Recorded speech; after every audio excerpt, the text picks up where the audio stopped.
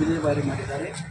ಉದ್ದೇಶ ಏನೆಂದರೆ ಈ ಒಂದು ಸುಭಿಕ್ಷವಾಗಿರ್ತಕ್ಕಂತಹ ನಮ್ಮ ಭಾರತೀಯ ಸಂಪ್ರದಾಯದಲ್ಲಿ ಧಾರ್ಮಿಕ ದತ್ತಿ ಸಂಸ್ಥೆಗಳು ಭರತಖಂಡದ ಅಚ್ಚುಕಟ್ಟಿದ ಅಧ್ಯಯನ ವ್ಯಾಖ್ಯಾನಗಳು ಜೊತೆಗೆ ಪ್ರಾಚೀನ ಕಾಲದಲ್ಲಿರ್ತಕ್ಕಂತಹ ಕಂಚಿಕಲ್ ಮುನೇಶ್ವರ ಸ್ವಾಮಿಯ ಕ್ಷೇತ್ರ ಪಕ್ಕದಲ್ಲಿದೆ. ಅಂತಹ ಪಕ್ಕದಲ್ಲಿರ್ತಕ್ಕಂತಹ ಕ್ಷೇತ್ರದ ಜೊತೆಗೆ ಜಾನುವಾರುಗಳು ಮತ್ತು 2640 ಎಕರೆ ಉಳಿತಕ್ಕಂತಹ ಕಾಡು ಪ್ರದೇಶವೂ ಕೂಡ ಇದೆ. ಆ ಕಾಡು ಪ್ರದೇಶದ ಜೊತೆಗೆ ಸುತ್ತಮುತ್ತಲ ಅಕ್ಕಪಕ್ಕದಲ್ಲಿರ್ತಕ್ಕಂತಹ ಬೈಲ್ಸಂದ್ರ, ಉಡುಕುಂಟೆ, ಮೈಲ್ನಲ್ಲಿ ಸುತ್ತಮುತ್ತ ಗ್ರಾಮಗಳು ಕೂಡ ಮತ್ತು ಮನೆ ಕಟ್ಟಿಕೊಂಡು ವಾಸ ಮಾಡತಕ್ಕಂತಹ ಪಕ್ಕದಲ್ಲೇ ಮನೆಗಳು ವಾಸಸ್ಥಳ ಇದೆ. ಅದರ ಜೊತೆಗೆ ಪರಮ ಪೂಜ್ಯರು ಡಾಕ್ಟರ್ ನಡೆದಾಡುವ ದೇವರು ಡಾಕ್ಟರ್ ಶಿವಕುಮಾರ ಸ್ವಾಮೀಜಿಯವರ ಪುಸ್ತಳಿಯು ಕೂಡ 111 ಅಡಿ ಸಮೀಪದಲ್ಲೇ ಇರುವ ದೆಸೆ.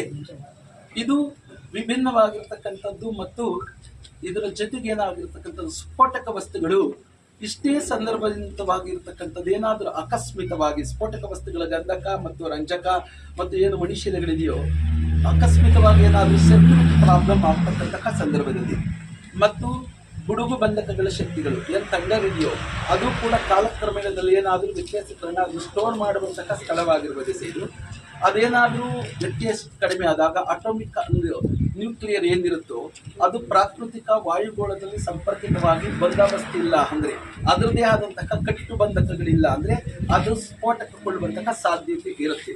ಮತ್ತು ಅದು ಪ್ರಯಾಣವನ್ನು ಸಾಗಿಸುವಾಗ ಅಥವಾ ಕೊಂಡೊಯ್ಯುವಂತಹ ಸಂದರ್ಭದಲ್ಲಿ ಅದನ್ನು ನಾವೇನು ಕ್ರೋಢೀಕರಣ ಮಾಡ್ತಾ ಇದ್ದೇವೋ ಆ ಜಾಗದಲ್ಲಿ ಅದರದೇ ಆದಂತಹ ಕಟ್ಟಿನ ಪಾಡುಗಳಿಲ್ಲ ಅಂದರೆ ಸ್ಫೋಟಕವಾಗುವ ದೆಸೆ ಇರುವ ಕಾರಣದಿಂದಾಗಿ ಅದು 6 ಕಿಲೋಮೀಟರಿಂದ 18 ಕಿಲೋಮೀಟರ್ವರೆಗೂ ಕೂಡ ಸ್ಫೋಟಕ ಆಗುವಂತಕ್ಕದ್ದು ಮಾಹಿತಿ ಇರುತ್ತೆ.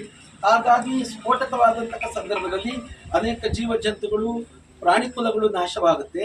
ಜೊತೆಗೆ ಇಲ್ಲಿ ಧಾರ್ಮಿಕ ಕ್ಷೇತ್ರಗಳು ಮತ್ತು ರೈತಾಪಿ ವರ್ಗಗಳು ಇನ್ನೂ ಉತ್ಕೃಷ್ಟವಾಗಿ ಬೆಳೆಯತಕ್ಕಂತಹ ಪ್ರದೇಶವಾಗಿರುವ ದೆಸೆ ಇಲ್ಲೇನಾದ್ರೂ ಜಮೀನಿನ ಕ್ರೋಢೀಕರಣ ಇದೆ ಅಂತ ಗೊತ್ತಾಗ ಇಲ್ಲಿನ ಭೂಮಿಯ ವ್ಯಾಪಾರೀಕರಣಗಳಿರ್ಬೋದು, ನಾವು ಮಾಡಿರ್ತಕ್ಕಂಥ ವ್ಯಾಪಾರೀಕರಣಗಳ ಸುವ್ಯವಸ್ಥೆಗಳು ಕೂಡ ಹದಗೆಡುತ್ತೆ ಅಂತಕ್ಕದ್ದು ಖಂಡಿತವಾಗಿ ಖಚಿತವಾಗಿರುತ್ತೆ.